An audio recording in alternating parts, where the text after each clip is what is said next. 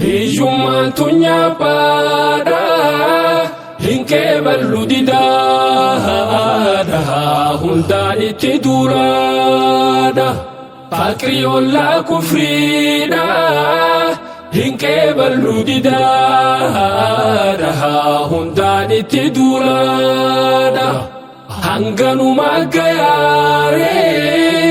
tattaaffiin teenya daaree laafinaan nurra dabre jaalalleen koo nabiyyiin koo habiibiin koo osoo jibriil ittiin dhoofin gaafa rakkoo waxanii dhahaa hariifoota keessaa tokko giddaajiin nabiyyummaadha fuudhuun dura naggaadicha beekamaadha jalqabaarra amaanaadhaan beekamaani hisaabaarra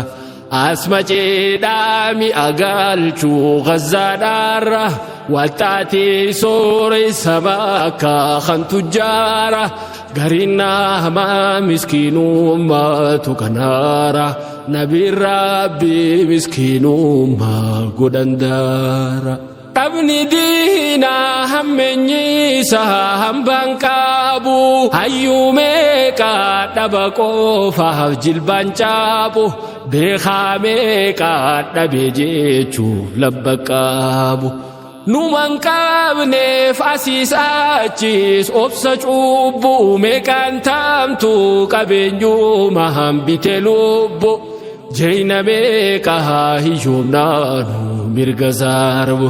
ilmaan meeqaa faffaxinni baran darbu carraa dhaabee barumsaarraa kan agaabu yaa hiyyoommaa tantee taanaanuma darbu osoo laaluu hiriyoonni bira darbu hiyyummaan tunyaa baadhaa hin qeeballu didaadha hundaan itti duulaadha faqrii ollaa kufriidha hin qeeballu didaadha hundaan itti duulaadha hanganumaa gayaaree tattaaffiin teenya daaree laafinaan nurra dabre yaa hiyyummaa hammeenyii kee waa ulfaatee beekaa keeysaan nutti dhufte fira taate sin hubaanne warreen tolaa kee dubbaate akhiraa fi duniyaalleen yoo qabaatte dureysaatu sadaqaata yoo gaafaatte arkaanuma islaamaatu nurraa irreefte dhaabaan yooma arkaan islaamaa cufa guute zakaadhaa fi hajjii beeytaa maaliif dhiifte siif dhiifamtu sati dhiisuun simmi ooyte dhabaataate dhalachuun barsiini miti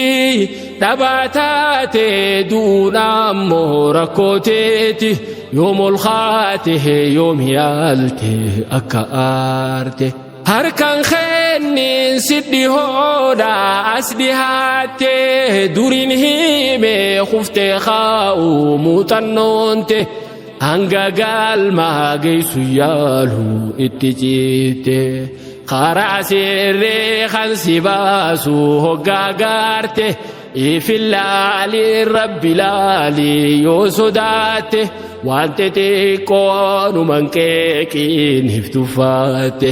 xiqqoo jechuun abdiin baanaa yoo siif galte hiyyummaan tunyaa baadhaa hin qeeballu didaadha hundaan itti duulaadha faqrii ollaa kufriidha hin qeeballu didaadha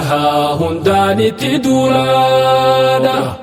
hanganumaa gayaaree tattaaffiin teenya daaree laafinaan nurra dabre